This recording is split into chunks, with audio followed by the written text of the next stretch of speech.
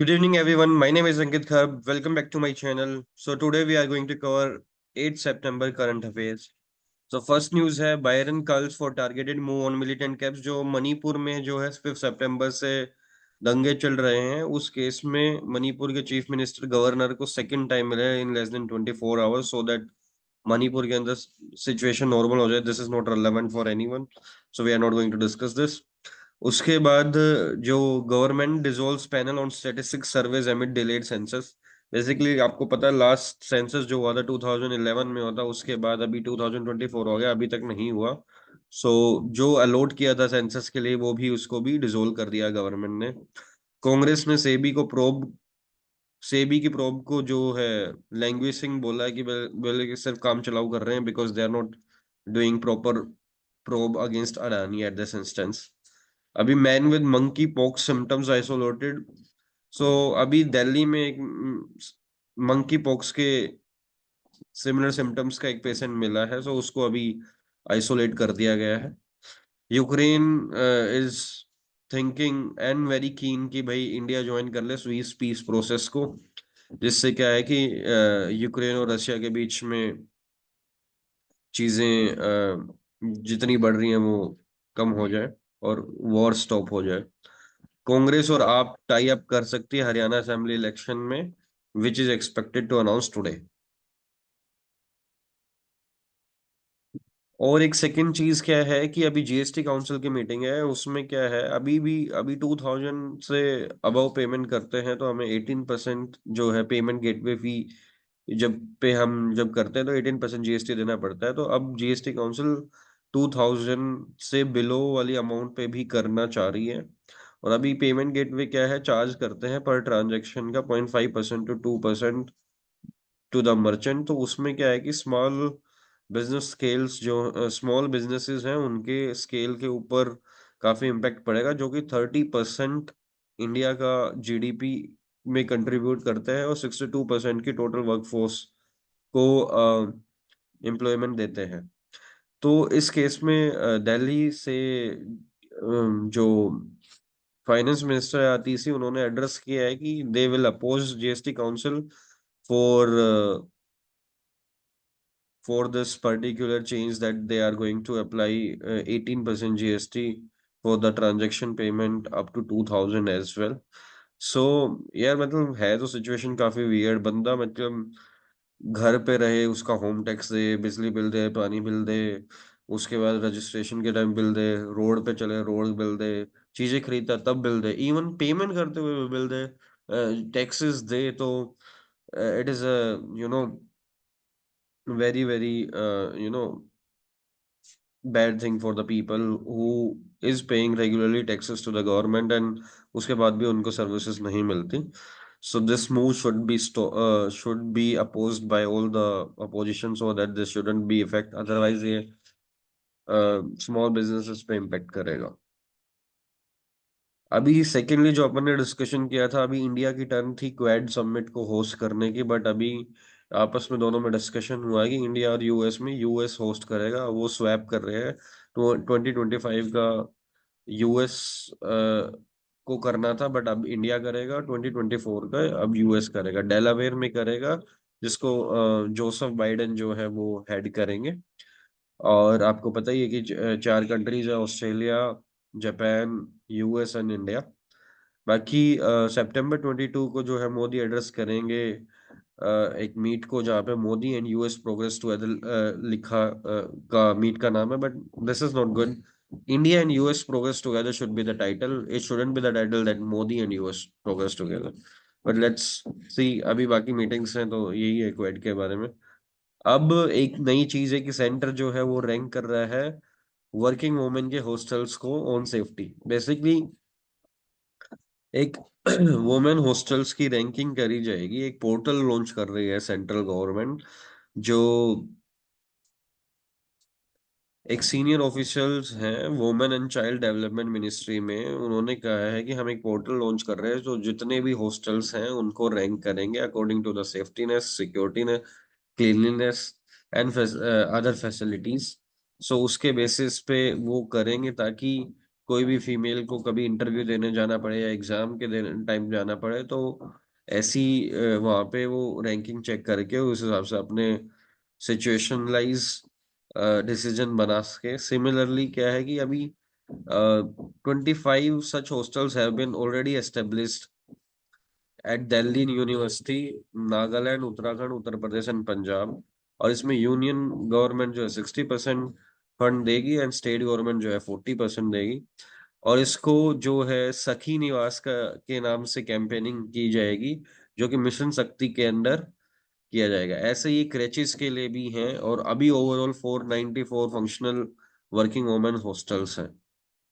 So quality council of India के साथ चर्चा कर रही है government, union government of India की, एक ऐसा पोर्टल बनाए जिसपे सारे, चाहे गवर्नमेंट है चाहे नॉन गवर्नमेंट है, सारे हॉस्टल्स की रैंकिंग हो according to the safety, cleanliness and security facilities. और उसके बाद वो अपने हिसाब से डिसीजन बना सके। और क्रैचेस की भी फैसिलिटीज होएगी, ताकि जो वर्किंग वुमेन है वो अपने पीपल अपने किड्स को क्रैचेस में रख सके। उसके बाद क्या है कि India's military diplomacy in top gear with back to back exercises. Basically India की आर्मी और या आर्म फोर्सेस जो हैं वो काफी एक्सपीरियंस मानी जाते हैं, because they have fought several wars. और अभी क्या है कि back to back joint exercises करते रहते हैं इंडिया वाले। तो अभी यूएस और इंडियन आर्मी सोल्जर के बीच में युद्ध अभ्यास है उत्तराखंड में। सो उत्तराखंड में 22 में हुई थी, और अभी जो युद्ध अभ्यास है वो महाजन फील्ड फायरिंग रेंजेस में होंगी राजस्थान में। और एयर फोर्स की जो है फेज 2 वाली एक्सरसाइज जो तरंग शक्ति है वो जोधपुर में होएगी।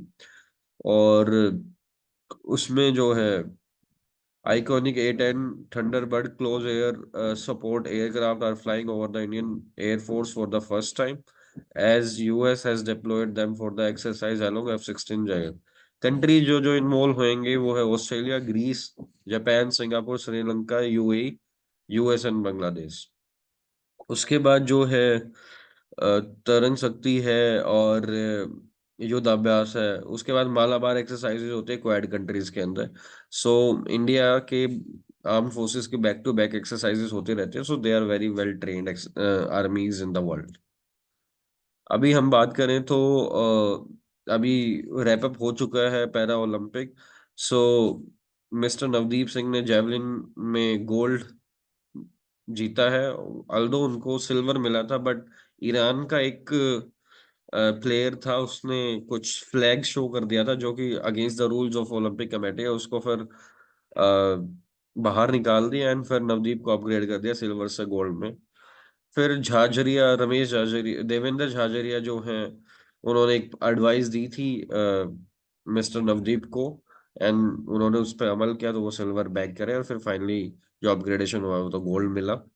सिमरन जो है, सिमरन को 200 मीटर रन रेस में ब्रॉन्ज मिला। और आर्मी में अगर आपने देखी हो चंदू चैंपियन में क्या था कि मुरली कांत पेटकर जो थे, उनका फर्स्ट पैरा ओलंपिक मेडल आया था। उन्होंने गोल्ड लिया था। वो आर्मी से थे। आर्मी में जब उनके युद्ध में अपनी दोनों उनका नीचे वाला शरीर काम करना बंद कर गया था, बट फिर उन्होंने बाद में पैरा ओलंपिक्स में पार्ट लिया और स्विमिंग में गोल्ड मेडल लेके आए। तो अब सेकंड जो पर्सन बने हैं वो हुकातो सेमा है, जो कि 2002 के एंटी टेररिस्ट ऑपरेशन में अपनी एक टांग गंवा चुके थे।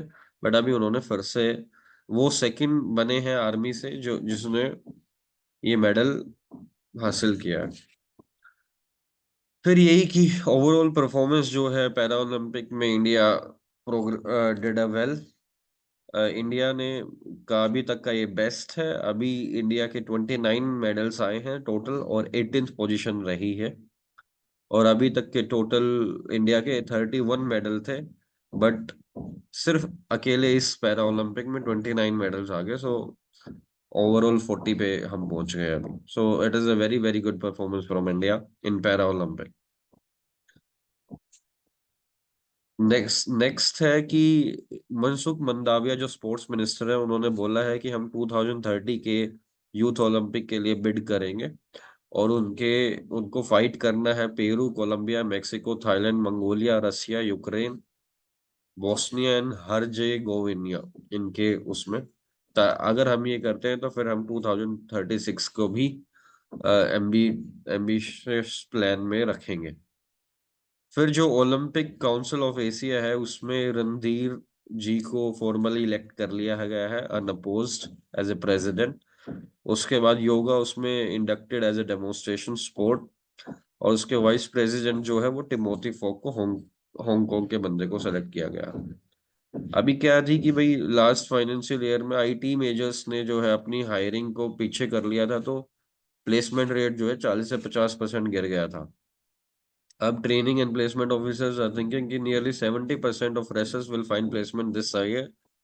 और engineering colleges are now more focused on placement efforts and many of them are collaborating with IT firms. However, many fears that the global headwinds such as West Asia conflict may hit campus hiring, or uncertainties around US immigration policy may also play a part in campus placement strategy of firm. Companies like Wipro 10 से 12 हजार fresher recruit करेगा, TCS भी अच्छे खासे करेगा, HCL take भी 10 हजार करेगा। Companies Accenture, Cognizant and Capgemini ने भी अपनी हायरिंग स्टार्ट कर दी है।